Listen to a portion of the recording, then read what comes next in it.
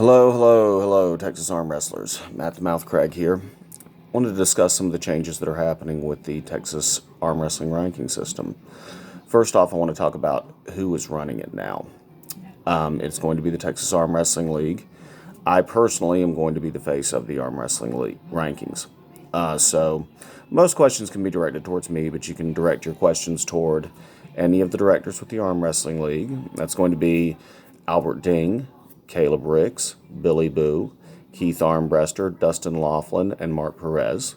So any of us you can talk to, any of us you can ask questions, and we'll all get together. If you have any questions, comments, concerns, we will be happy to hear them, as long as they're come in a respectful manner. You know, if you just come complaining and griping, you're probably going to be blown off a little bit just because, you know, that's not what we're going to deal with this time. All right, we're all grown adults. We're all going to respect each other, and we're going to speak to each other respectfully. And I know I'm kind of the pot calling the kettle the black on that because I've been a little rough at times, but I included, and all of us are going to be work to be a little bit more professional and respectful on this. So that being said, let's go over some of the rules.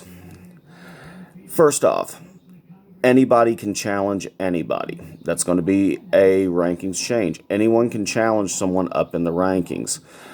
It's as long as you have your $20 ranking fee, which I'll go over momentarily, you can challenge nearly anybody.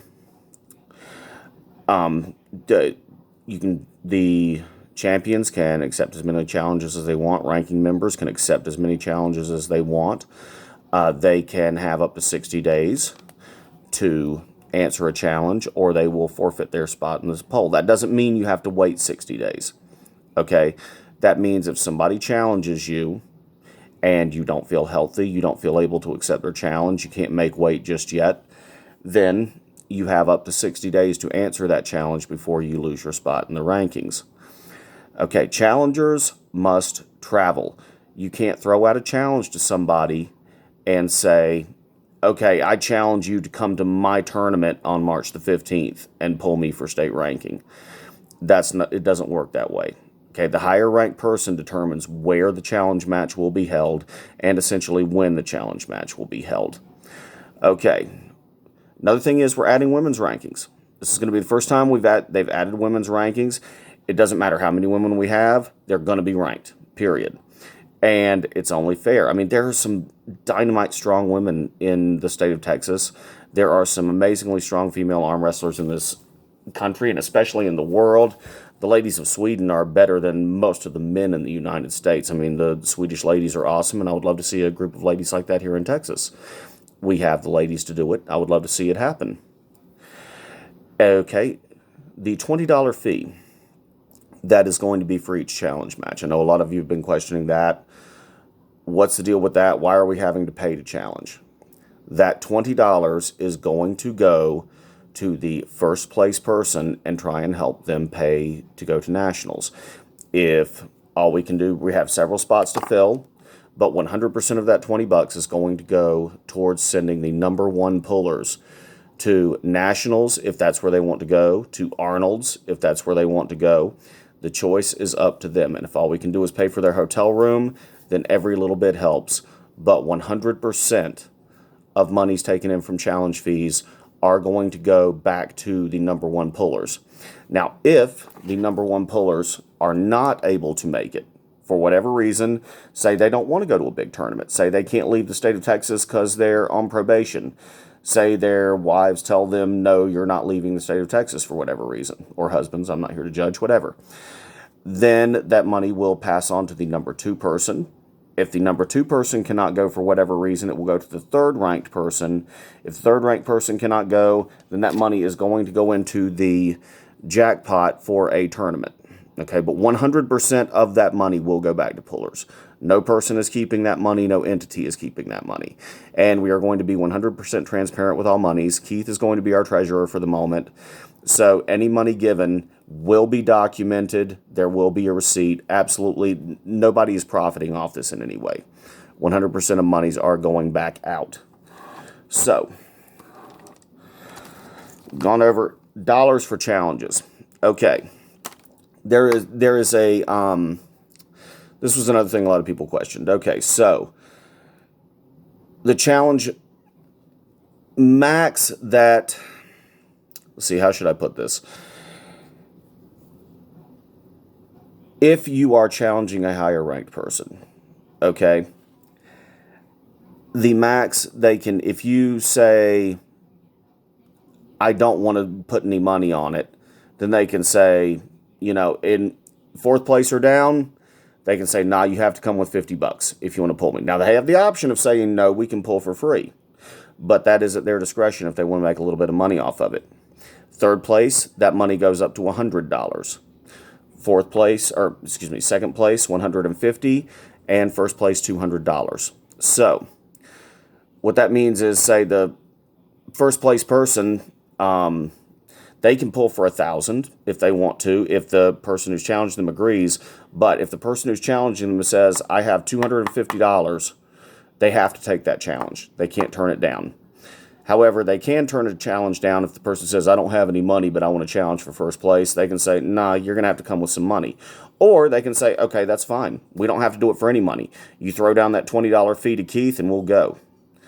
So that is, but what that is just, setting a limit on what they can turn down. That way they don't have everybody coming at them, whether they think they can beat them or not, and saying, I want to challenge for your spot. That's basically what that boils down to. If you challenge somebody, you have to want to challenge them because there may be money involved. So that's basically what that boils down to. Okay. So now, this is something I really don't even want to talk about, but we are going to reserve the right to kick somebody off the rankings if we want to. Don't want to do that. Not under any circumstances. Not if we're arguing. It doesn't matter if we like each other, hate each other. I don't ever want to have to do that. The only reason I would ever do that is if someone did something so egregious that we did not want them associated with the Texas Arm Wrestling League. And I mean, that would be, almost a criminal act or something like that. Or if they were just so obnoxious and so disliked and caused so much trouble that we had no choice but to say, okay, look, sorry, but you're gone. Okay? Don't want to ever have to do that. I want everyone to have a good time. We're arm wrestling. Arm wrestling's fun.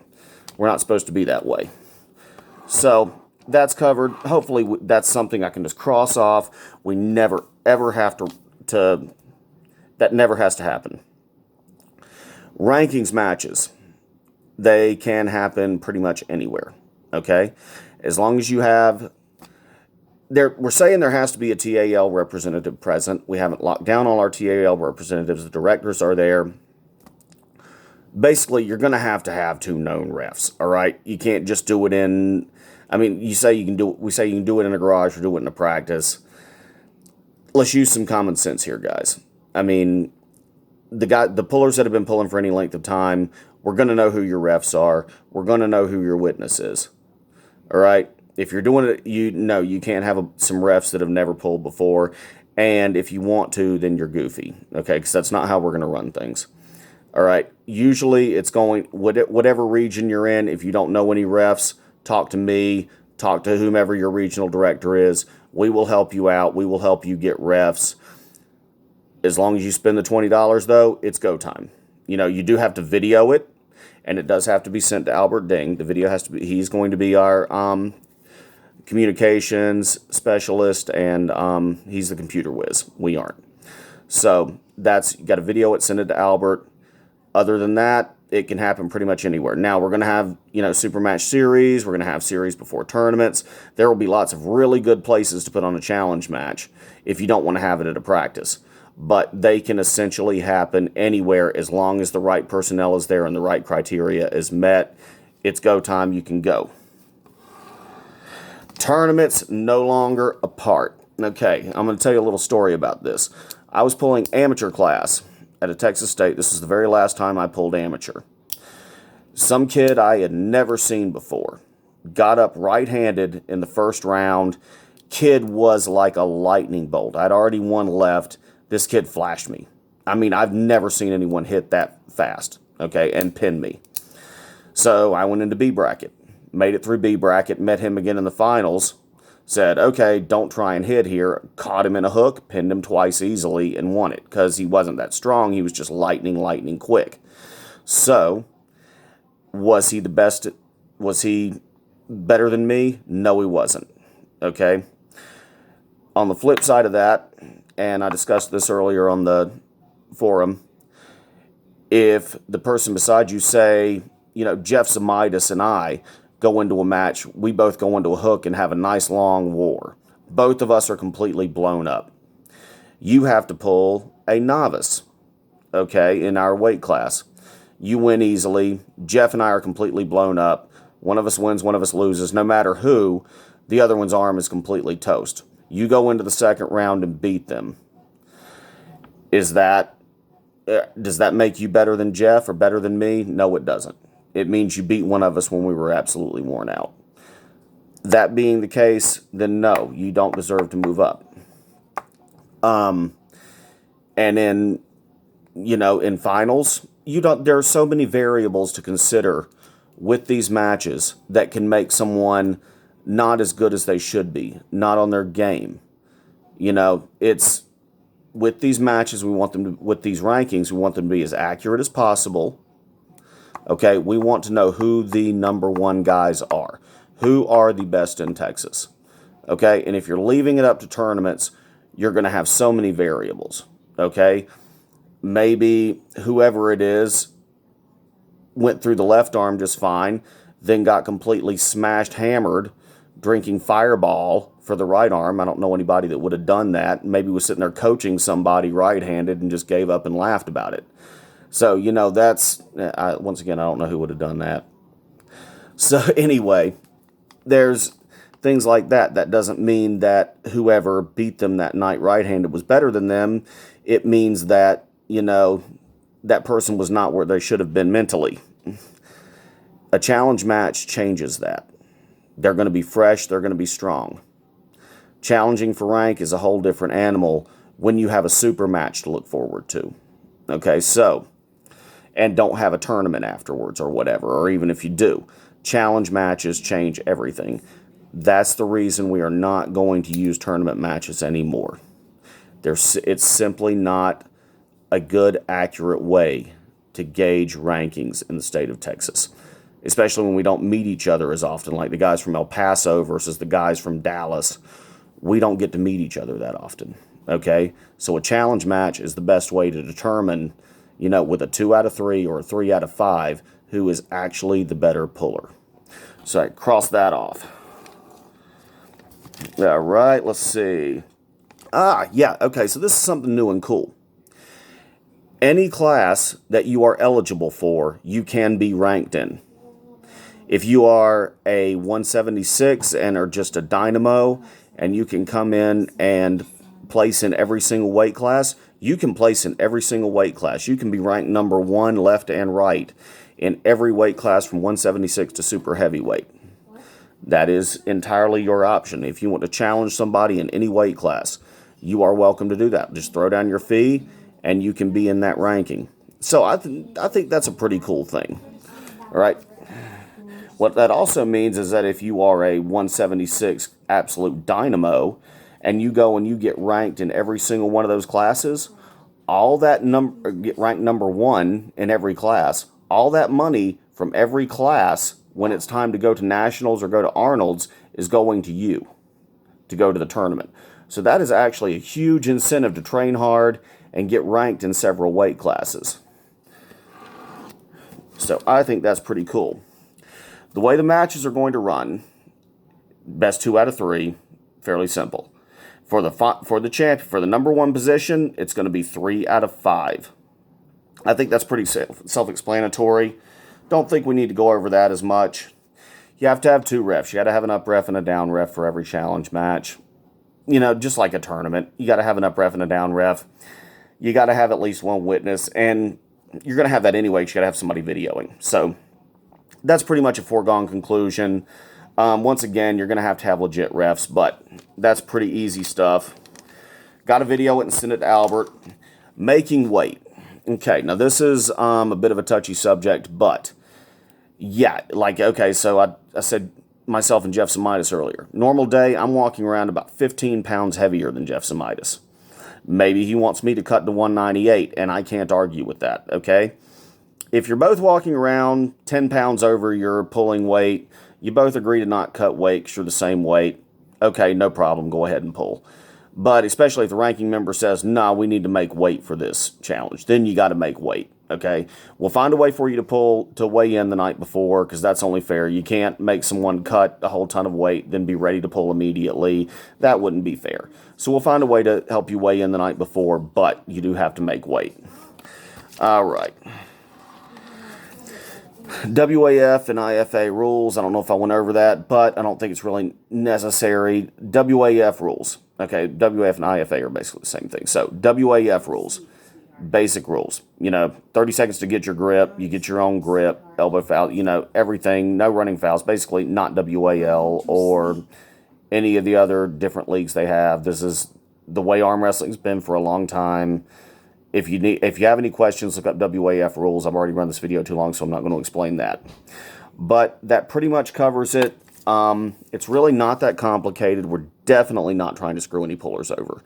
Okay, not having it at a tournament, I think, is going to wind up being a good thing. Now, we are fledgling on this. Rules are subject to change.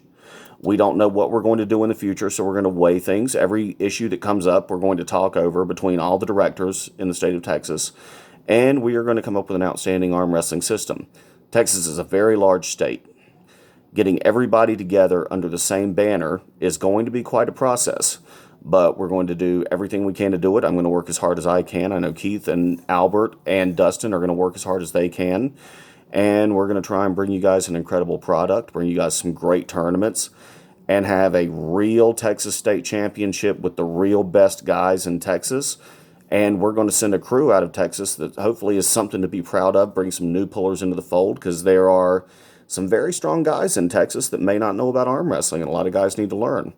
So anyway, I hope everyone has a good evening. If you have any questions, please by all means ask me or talk to me. If you have any comments or concerns, I would love to hear them. Talk to your regional directors. Okay, talk to everybody. We will all come together. We've had weekly conference calls, and we're going to have a lot more. So just talk to us. We would love to hear what you have to say. All right, guys. Have a good evening. Peace.